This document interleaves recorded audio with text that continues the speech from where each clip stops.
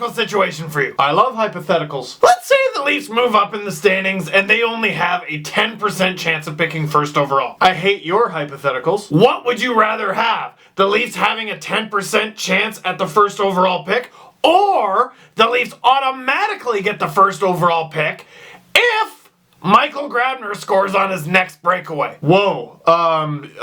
Can he take Connor Brown with him? He does not. That's just really not fair. Showtime. Pity point.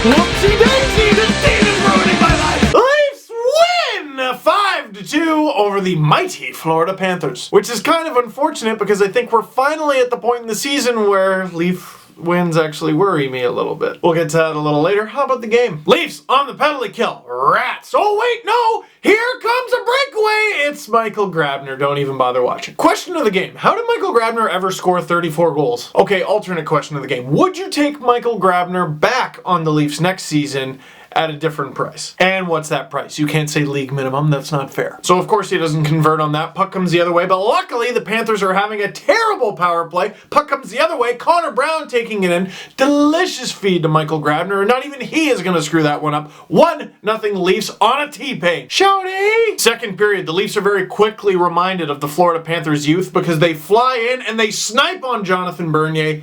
Here is the goal. A young Jonathan Huberdeau scores, assisted by a young Alexander Barkov and a Jaromir Jagr. It's all about having a nice mix, you know? And then the difference of the game, the power play. Milan Michalek, who I am liking more and more by the game, puts it through his legs to an open Nazem Kadri. He beats Luongo, PPG, 2-1 Leafs. Another Leafs power play, and with less than 2 minutes left in the second period, this was low-key like one of my favorite goals of the year. Because in a situation where so many players, especially a player who has had the type of season that Nazem Kadri has had, where so many players would just, hot potato, throw the puck at the net. He waited, bunched up 3 Panther skaters basically on top of Roberto Luongo, and then put this, this little butterfly backhand into the net.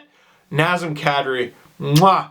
Gorgeous goal for his second of the game. Third period, another Leafs power play. You give P.A. Parento time and space. That's just disrespectful. He's got an amazing shot. That's in the net. 4-1 Leafs. The most secure lead in hockey. But see, why didn't you call him P.A. Parento Ovechkin? That is true. I do call him Parento Ovechkin sometimes because I am endearingly comparing him to one of the greatest goal scorers of all time, Alexander Ovechkin. Oh, that's right, I went there. But this is P.A. Parento. And P.A. Parento has 100 goals in the National Hockey League. He's earned the right to be called his own damn name. And also on this goal, very quietly, Jake Gardiner with his second assist in the game. That was his 30th point this season as a defender on a team that is rebuilding and can't score. You know my complicated feelings about Jake Gardiner, but that is damned impressive, and the season's not even over yet. And this game is not even over yet, and like I said, the 4-1 lead, most secure in hockey, not so much. A rebound gets away. Greg McKegg buries it for his first NHL goal. It's now 4-2. Now, usually I would be having a meltdown that a former Leaf scored on the Leafs because of course they did. But that is the kind of NHL stint Zach Hyman has had. He has been so good that,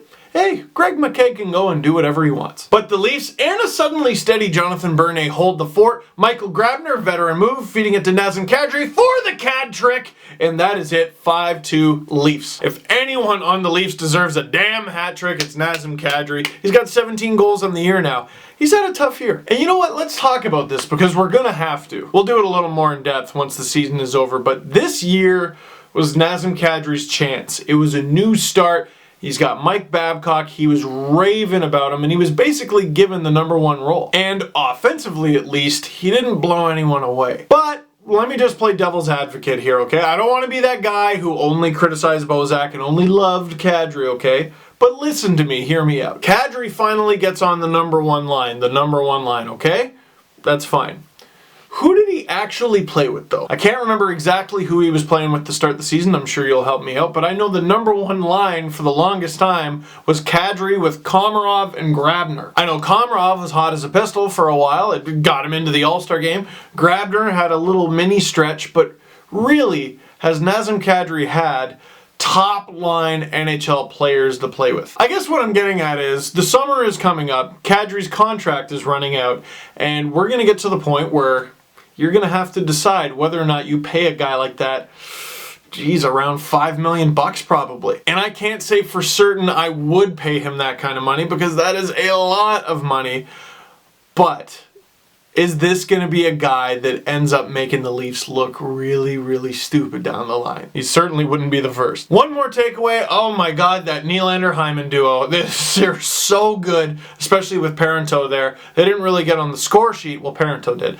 But an excellent game. I will end on this note. I'm not going to say too much about the standings and the draft lottery and all of that. I am going to say, however, the Leafs are tied now with the Oilers, and they are tied with the Canucks. It's a three-way tie. How many points do they all have? You know how many points they all have. Just go look! Why do you mock my team? So that is it for this one. Thank you very much for watching. Click like if you liked this video. Click subscribe if you really liked it. Tell all your friends. Brand new Panago Pizza Steve Dangle podcast down below. Feature on Tobias Lindbergh. He's a Leaf prospect. Feature on Colin Smith. He's a Leaf prospect. And I will see you next game when... I don't know.